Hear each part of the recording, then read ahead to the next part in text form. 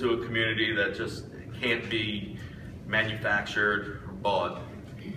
It's a quality of life that just can't be replaced. So on behalf of the Daily News, I want to thank you for your contributions. Congratulate you on being chosen the 2014 Citizen of the Year.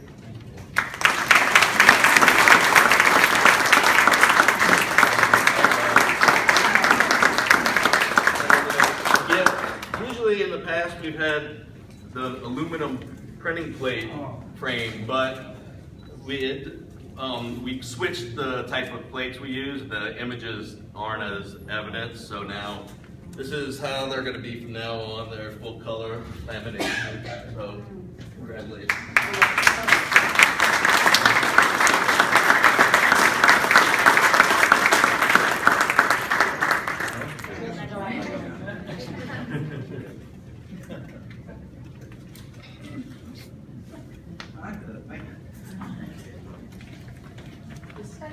Our next presenter is the Honorable Wayne Fleming, Mayor of Franklin.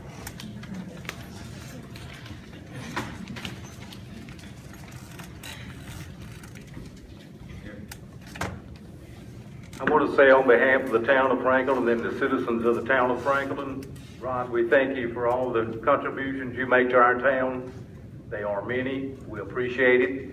Your plays are wonderful. You're one of the reasons that we have a warehouse for our theater.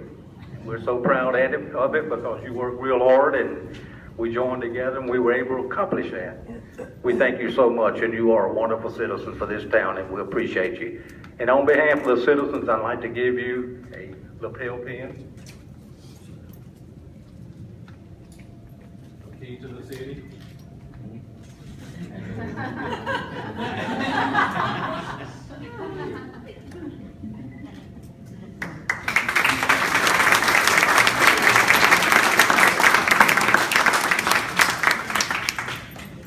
And now we'll hear from you, Rod. Well, I sweat that out today. Well, nobody realizes till they get to a place in their life to help them get to where they are. Now, theatrically, I never was an actor. I just put on a good show. But somebody called me who was running the theater back when I first came here and said, we got a show coming up here. Big show. Mighty big show. So what's that? We're going to do Oklahoma. That's a good show. Who'd you lead to? Who you want for the lead character? Huh? It ain't you, Mr. Savage. This Jerry Dick said, we want you to be the traveling salesman. I said, well, I can do that. I can do that. She got me into this mess. I'm so glad.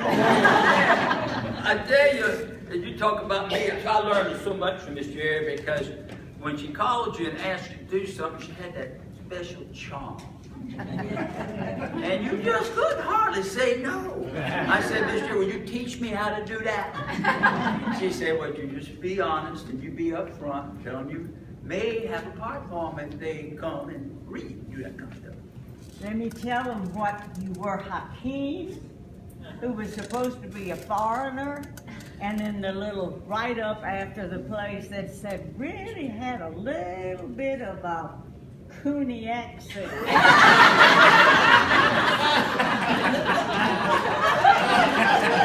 the heck I wasn't no Cajun or South. How the heck they didn't talk right. But I had a good time doing it, and then she got me hooked, and I just played along with it, you know, and next thing you know, I'm deeply involved, which I'm so glad because you meet so many good people.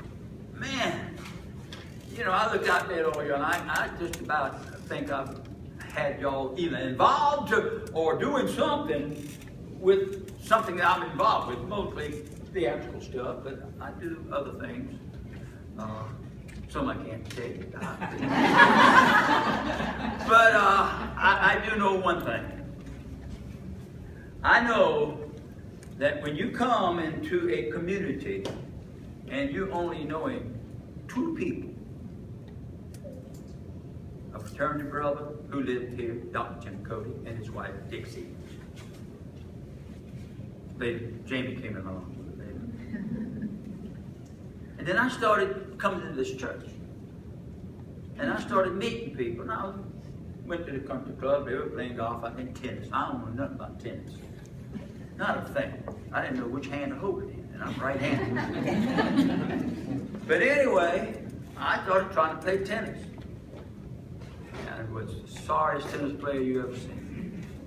But I hit that ball as hard as I could. That bitch went over the, that thing went over the back and stopped 40 miles out there on number 1 green. I didn't know a thing about the way you hit it at. I saw you hit as far as you can hit, like I hit a golf ball. Well, that didn't last long. Dr. Cody says, take off, will you? But when I came here, I thought that I told Jim and Dixie, I said, you know, I got the whole state of Louisiana and Mississippi.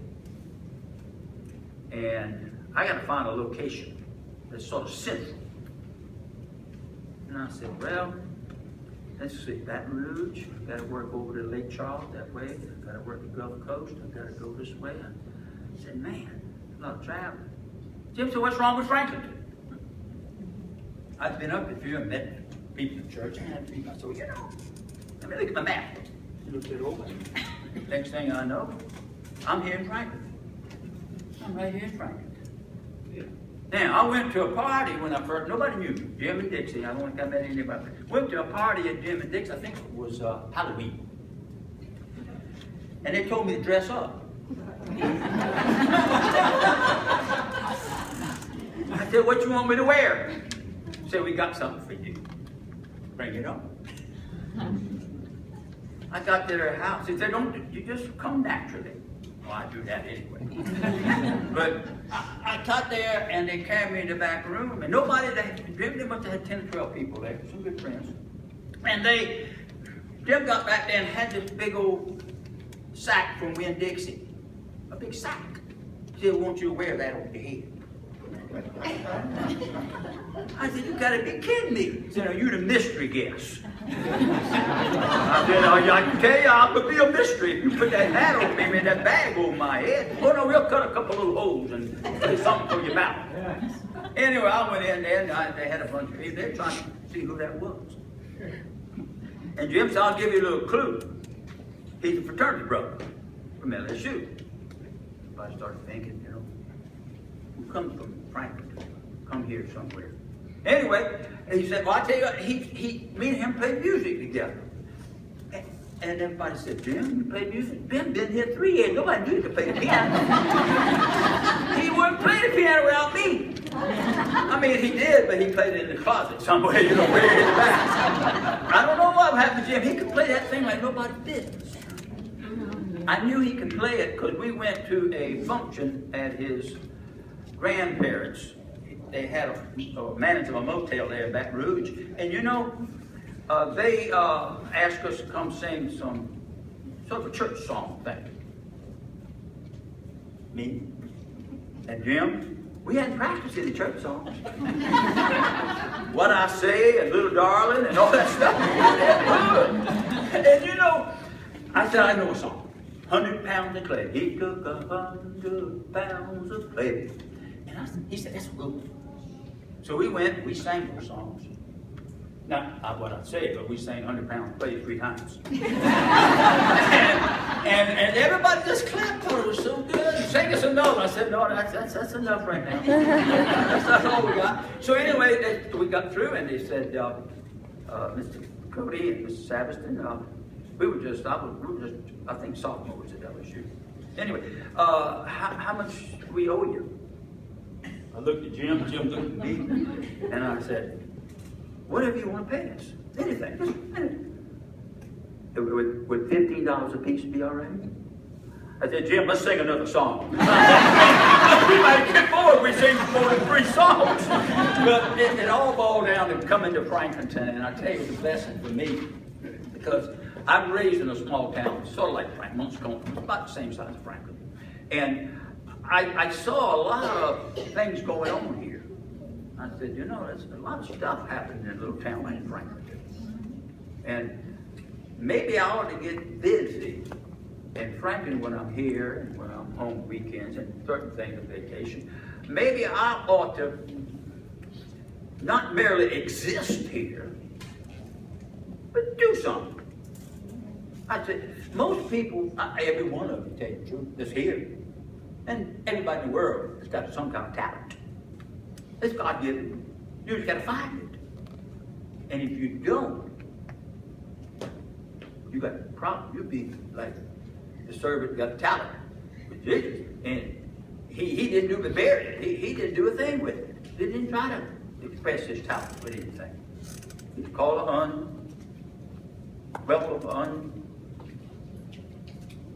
unselfish servant or something like that. Preacher, you ought to help me on that. Unworthy servant. That's what it was. See, I knew you come to think. I couldn't call you yet. But I said to myself, and they started calling me a come-here person. I said, well, what is that? Sound like I've been here for a year, or a few months and a year or so, and I joined the Methodist Church. And I did this and I did that. And I got along with most people. And a few sort of irritated me. But I ain't gonna name them. But you know, it was so great to have a chance to use what talent I had. He made me do it. But I sort of like that. And I started saying, I gotta do more and more. And I gotta get involved more while I'm here. And for long, I'm so deep, I can't get out. I mean, the mayor, I go to the mayor and say, we need a warehouse. He said, you got any money? I said, no. We got $15 in the bank for the theater. And we only had 5 people on the theater team, and Mike and Betty and a bunch of, I think quite a few already in it, still in it. But we started building. Miss Jerry helped. I called Miss Jerry, Miss Jerry, who can I get for this? Who can I get? She come to me, and Carl did. Her husband came to me one day in the golf course. He said, Rob, Miss Jerry and Miss Beverly went over and saw a show they thought was dynamite. Forever Plans. Musical going back in the 50s. I said, that's me. So I can handle that. I said, he said, Miss Jerry really likes it. I said, oh, good, that's good. I called Miss Jerry and said, Miss Jerry, I understand you like that Forever Play. She said, right, it's a great play, a great play. I said, how about you being involved with this thing? She said, oh, I'm getting to the point I'm trying to get out of the theater a little bit right now. But I do like that play. I said, I sure need you to direct that play. She said, if you talk to Beverly Young, they were a team. They were a team. Best I ever been around. And she said, I hadn't talked to Beverly. So I called Beverly up. And I said, Beverly, I know you and Miss Jerry went to see Forever Plans, and you liked it too. She said, yeah. I said, how about you get Miss Jerry and y'all put the song for me, direct it, produce and stuff. I'll help you produce and build stuff for you. And she said, you talk to Miss Jerry, if she'll do it, I'll do it. I'm with that. Miss Jerry said, Beverly said, if you do it, she'll do it. I thought, man, I got this deep, man, I got this deep. They put on the fantastic show. Man, we had a time. I thank y'all for coming. I thank my wife, I thank the good Lord, I thank everybody here. You know, my buddy Bill said, didn't know you had so many friends. He said, man, I'm so glad I come down. But I have enjoyed every minute in Franklin and Washington Parish. Anybody that comes here has a great opportunity to stay and live and be part of a great community and a great bunch of people. And I thank you from the bottom of my heart for this award.